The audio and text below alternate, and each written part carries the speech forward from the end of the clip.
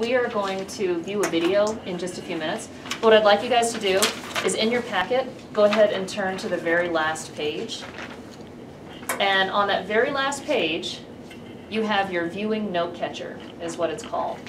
And so there's a particular process that you're going to go through after you watch the video.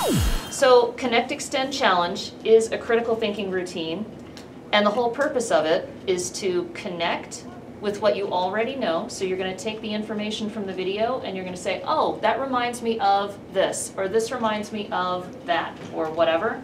And because you will have already read through your sources and done your annotations, you should have plenty to connect to. But you can also connect to self. It doesn't only have to be a text-to-text connection. It can also be a text-to-self. So if you're saying the video is text, it reminds you of some experience that you've had in the past, then great, you can write that down. Or if it reminds you about something that you've heard of out there in the wider world, it would be a text-to-world connection. Any of the three is perfectly fine. But what you're going to do after you view the video is you're going to connect and you're going to write in your ideas of how particular information in the video reminded you of something.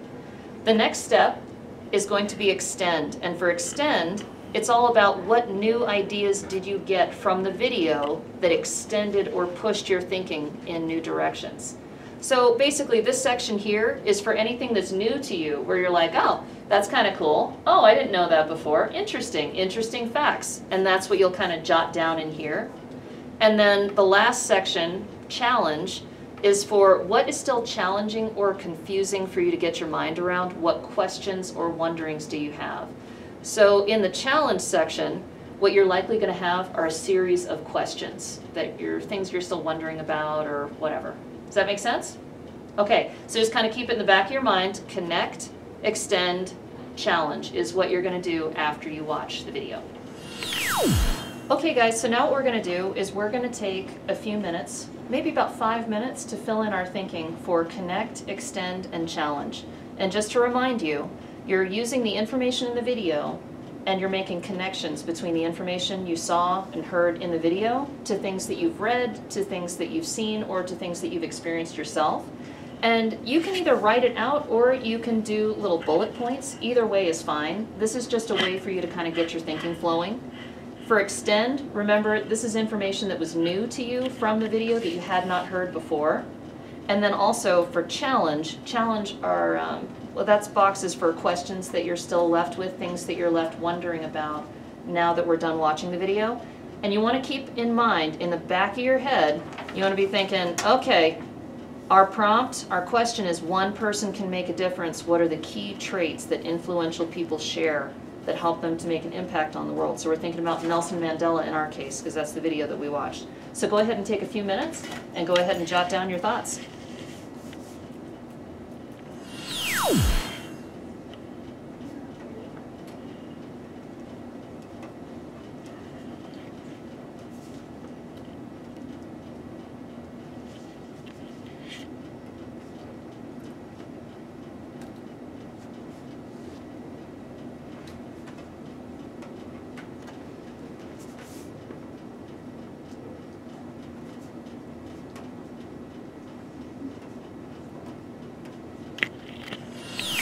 I was going for it. You have more stuff to say. That's cool.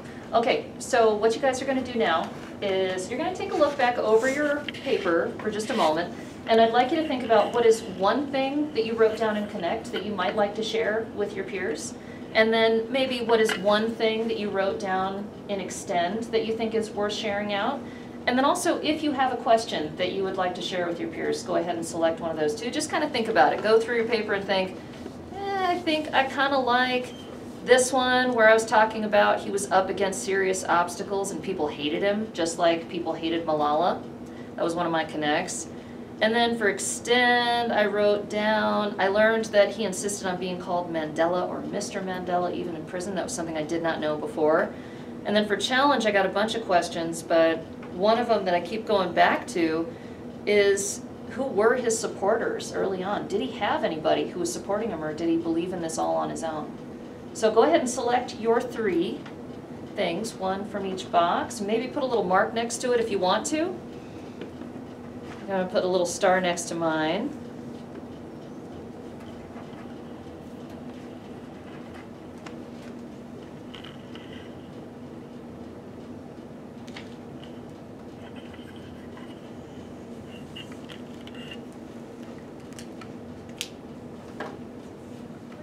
is you guys are going to go ahead and share out. And you can choose to either do it where you're all sharing out Connect, so Eli shares Connect, and then Casey shares Connect, and then Ben shares Connect, and then go through the other two categories if you want to. Or Eli, you can share all three things at once and then move on to Casey and then move on to Ben. So you guys make that decision. Okay, let's go ahead and take 2 minutes and go ahead and talk. I just want to do like Connect. Yeah. Okay. So my Connect is when he was saying how it like going to jail helped him like realize who he like really was. And that reminded me how in like Survivor they kind of like their like true personalities like came out when they were like out there and like the elements were against them and stuff. So my Connect was the Emma Watson and Nelson Mandela, that they had gone through different like experiences, but they're changing the world for the better. I said like he overcame so much like to become like a good person, like to going into prison and probably getting like, beaten and stuff. That reminded me of like the Columbine shooting, because the students from there are like such great people, and like so it reminded me of that. So another thing that we want to focus on is we always want to return to the prompt and go, one person can make a difference. What are the key traits that influential people share? So we know that Nelson Mandela was a really influential person and a very charismatic and important person in his country and beyond. And so we want to try to figure out what are the key traits that Nelson Mandela seems to exhibit. So I'd like you to take a moment and kind of look back through your paper. You can circle a couple of things if you want to, or you can maybe underline a couple of ideas that came up in your notes.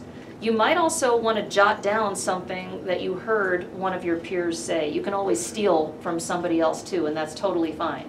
Okay, so let's go ahead and take 1 minute to try to figure out, based on our own notes and based on our discussion, what are those key traits that we see in Nelson Mandela? So what we're going to do is I'm going to have you guys do a quick turn and talk. Just share out a couple of the different traits that you saw, and then we're going to talk about it as a big group. Okay? Go ahead and take a moment. Well, I said that he was brave, forgiving, and he had a good moral compass, and that he was honest. And I'm going to ask you each for something. Okay, so Casey, what is a trait that you want to share with the whole group? He was speaking from personal experience, and he also made himself better from his experience. Okay, so he's the type of guy who learned from experience, that he was always about bettering himself, right? Improving the person that he was. Okay, great. Eli, what's something that you decided on? That he was like a really brave person. Okay, all right, yeah, very brave. Okay, and that's definitely a key trait that we've seen in some of our other sources as well, right? And then Ben, what's something that you noticed? He was demanding for respect, and he wasn't taking no for an answer. Yeah, he had a lot of self-belief, right? He wasn't the type of guy to let other people define him. He said, no, you're going to give me respect because it's what you owe me, right? I deserve respect. He had a lot of self-belief, which was pretty cool. And then for mine, I stole something from you, Ben, as I was not eavesdropping on your discussion. This whole thing about how he dealt with anger and how he overcame it. Like, he wasn't the type of person to let his emotions define him, right? He had this worldview, he knew what was best for others and that kind of stuff. I also wrote that he was unselfish too. He had a strong sense of what was right. Okay, cool. All right, thanks guys.